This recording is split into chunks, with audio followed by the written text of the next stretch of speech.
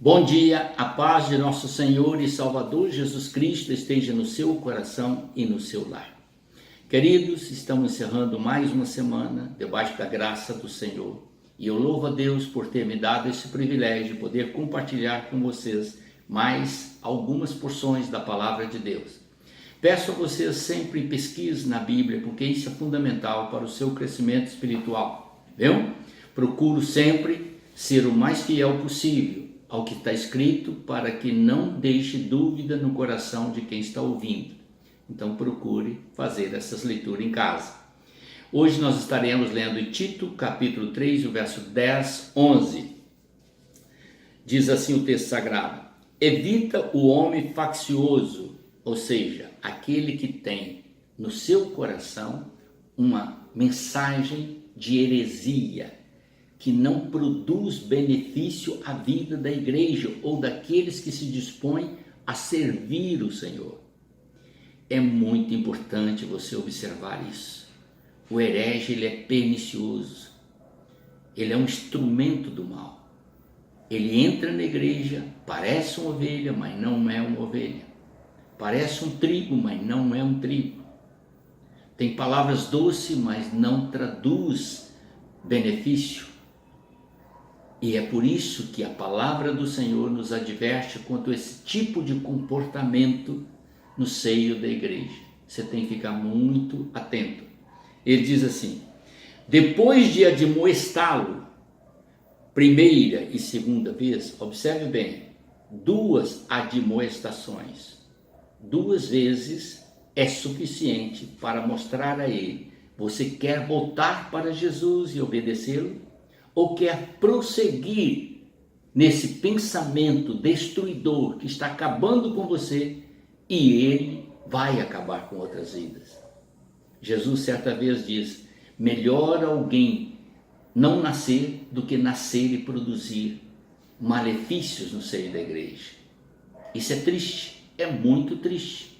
Portanto, a igreja pertence ao Senhor Jesus e ele pagou um alto preço para que ela pudesse ser santificada. Uma vida, disse o Senhor Jesus, que vale mais do que todos os valores do mundo. Quando você faz desviar um dos pequeninos que estão no reino de Deus, você se torna réu diante do Senhor. Cuidado com o que diz, cuidado com o que fala. Não seja um instrumento do mal, seja um instrumento do bem, produzindo amor e edificação para todos e conduzindo as pessoas a Cristo, não aos seus idealismos. Então vamos observar mais.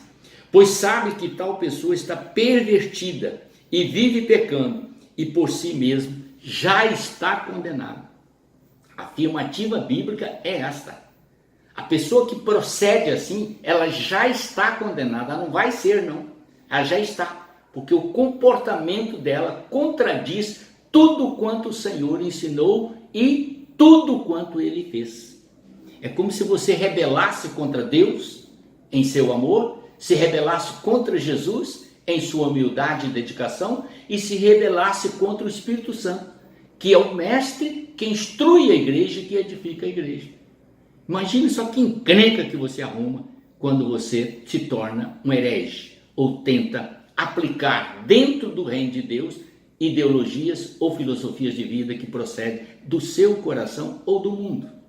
E aí, querido, nós precisamos estar atento a isso.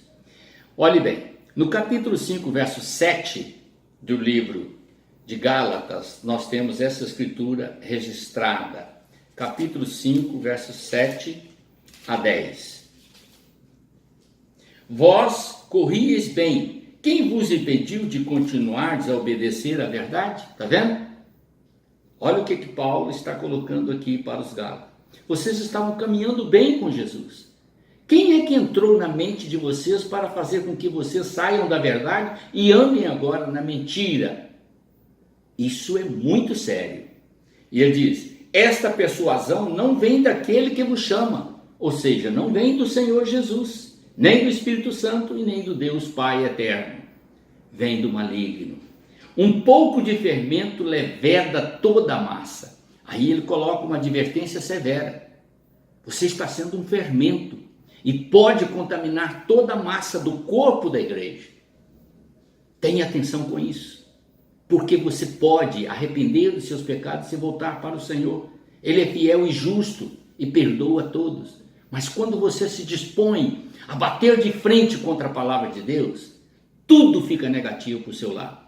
Isso é muito sério. Hebreus capítulo 13, verso 8, diz assim: Jesus Cristo é o mesmo ontem, hoje e eternamente. Não há como você lutar contra Cristo. Paulo tentou e com toda a força do exército romano.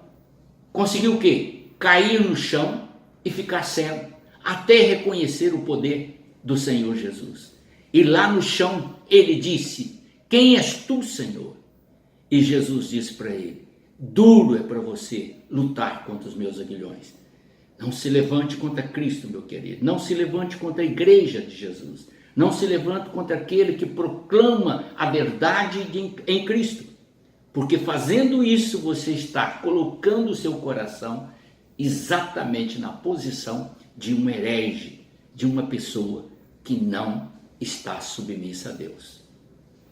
E ainda quero passar por você. Heresia é uma matéria que muitas das vezes entra na mente e no coração da pessoa. Quando ele está olhando o mundo, então ele extrai essa ideologia humana de uma filosofia ou mesmo de uma ideologia e tenta aplicar dentro da igreja. É o seu pensamento, é a sua ideia, é a sua vontade, é o seu gosto. Só que isto, querido, bate diretamente contra o Espírito Santo de Deus, que é o mestre único para doutrinar, ensinar e edificar a igreja. Somente o Espírito Santo pode fazer isso. Não sou eu quem faço. Não é nenhum pastor, nenhum bispo, nenhuma autoridade religiosa, eclesiástica, mas somente o Espírito Santo é Senhor para doutrinar, ensinar e edificar a igreja. Se você não se sujeita a Ele, você vai enfrentar a Trindade Santa. E eu duvido que você escape. Ainda quero completar lá no livro de Tito e quero que você possa pensar comigo.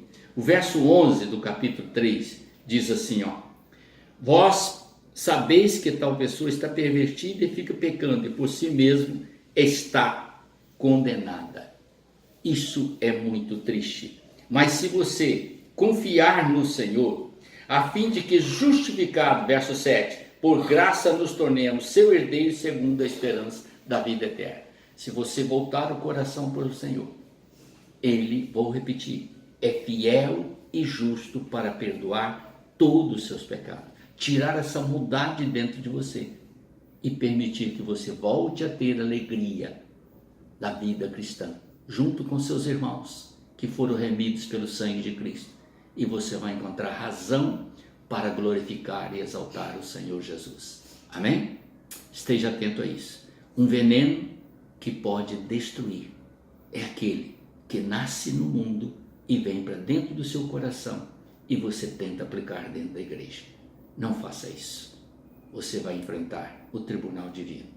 Viu? Deus tem misericórdia de quem assim procede. Vamos orar. Pai eterno, eu te agradeço e te louvo por toda a tua instrução, toda a tua sabedoria. E peço essas bênçãos em nome do Senhor Jesus. Amém.